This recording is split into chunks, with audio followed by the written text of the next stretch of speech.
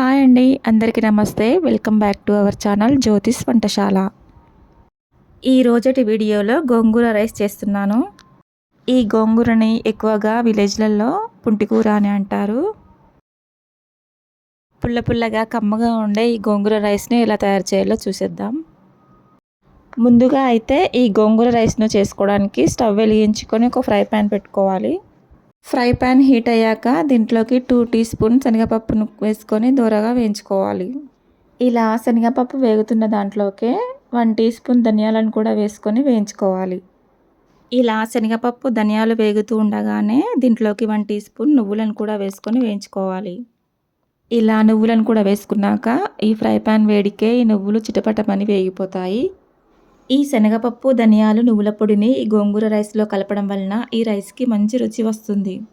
చూస్తున్నారు కదండి, స్టవ్ని సిమ్లో పెట్టుకొని ఒక 5 మినిట్స్ పాటు వేయించుకున్నాక ఒక ప్లేట్లో వేసేసుకొని చల్లార్చుకోవాలి.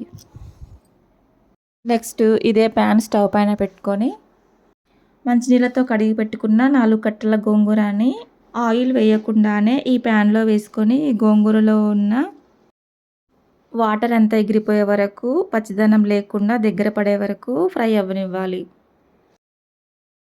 ఈ గోంగూర చూడడానికి ఫస్ట్ ఎక్కువగానే అనిపిస్తుంది, కానీ ఈ గోంగూర ఫ్రై అయిన కొద్దీ దగ్గర పడి కొద్దిగా అవుతుంది.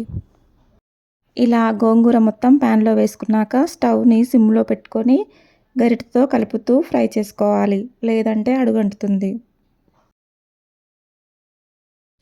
ఇలా స్పూన్తో ఒకసారి బాగా కలుపుకున్నాక ఒక 5 మినిట్స్ పాటు మూత పెట్టేసుకొని మగ్గనివ్వాలి.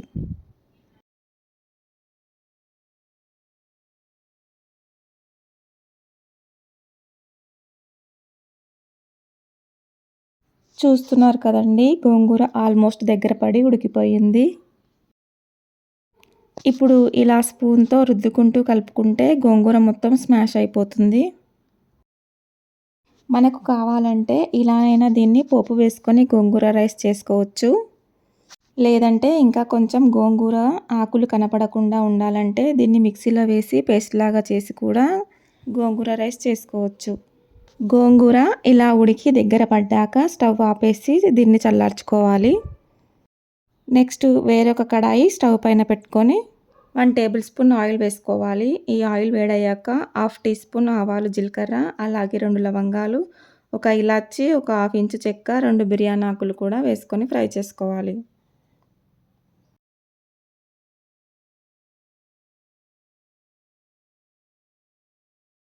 ఇలా ఈ మసాలాలు వేయడం వలన ఈ రైస్కి కొంచెం బిర్యానీ ఫ్లేవర్ యాడ్ అవుతుంది.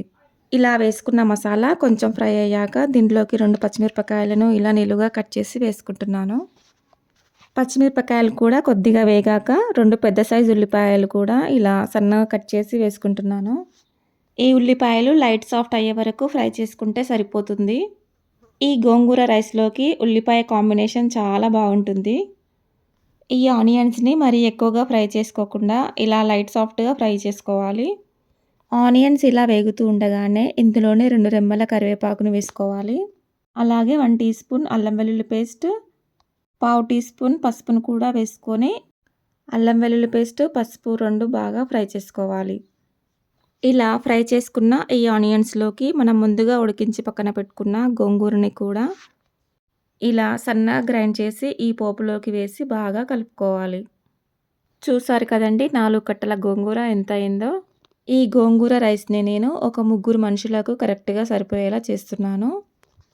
ఇలా గోంగూర పేస్ట్ని ఈ పోపులోకి వేసుకున్నాక ఈ గోంగూర పేస్ట్లో ఉన్న పచ్చిదనం అంతా పోయే వరకు ఇలా బాగా కలుపుతూ ఫ్రై చేసుకోవాలి. ఇలా గోంగూర పేస్ట్ ఆయిల్లో ఫ్రై అవుతుండగానే దీంట్లోకి 1 టీ స్పూన్ కారం, అలాగే మనం ముందుగా డ్రై రోస్ట్ చేసి పెట్టుకున్న శనగపప్పు, ధనియాలు, నువ్వుల పౌడర్ని కూడా ఈ గోంగూర పేస్ట్ పోపులోకి వేసుకొని స్పూన్తో కలుపుకుంటూ ఫ్రై చేసుకోవాలి. చూస్తున్నారు కదండి, ఇలా వేసుకున్న మసాలాలన్నీ గోంగూర పేస్ట్లోకి బాగా పట్టేలాగా బాగా కలుపుకుంటూ ఫ్రై చేసుకోవాలి.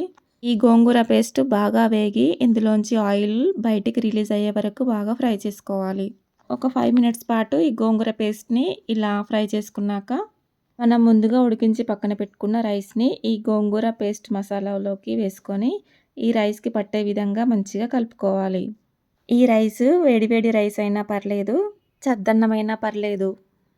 ఇలా ఇంట్లో ఎప్పుడైనా రైస్ మిగులుతూ ఉంటుంది కదండీ! అలాంటప్పుడు ఇలా గోంగూర రైస్ చేసి ఇంట్లో వాళ్ళకి పెట్టండి, ఇష్టంగా తింటారు. అలాగే ఇందులోకి రుచికి సరిపడా సాల్ట్‌ని కూడా వేసుకొని రైస్ అంతా బాగా కలుపుకోవాలి. గోంగూరని ఎక్కువగా ఇష్టపడని వాళ్ళకు ఇలా చేసి పెట్టారంటే పుల్ల పుల్లగా, కమ్మగా ఉంటుంది కాబట్టి ఇష్టంగా తినేస్తారు. ఈ గోంగూరలో ఎక్కువగా ఐరన్ ఉంటుంది కాబట్టి దీన్ని తినడం వలన హెల్త్‌కి కూడా చాలా మంచిది. అలాగే పిల్లల లంచ్ బాక్స్‌లోకి కూడా ఈజీగా 10 మినిట్స్‌లో చేసి పెట్టేయొచ్చు. ఇలా సింపుల్‌గా చేసుకునే ఈ గోంగూర రైస్ రెసిపీ మీకు నచ్చిందా మరి? మీకు ఈ గోంగూర రైస్ నచ్చినట్టయితే ఈ వీడియోని లైక్ చేసి, షేర్ చేసి, సబ్స్క్రైబ్ చేసుకోండి. Thank you for watching this video.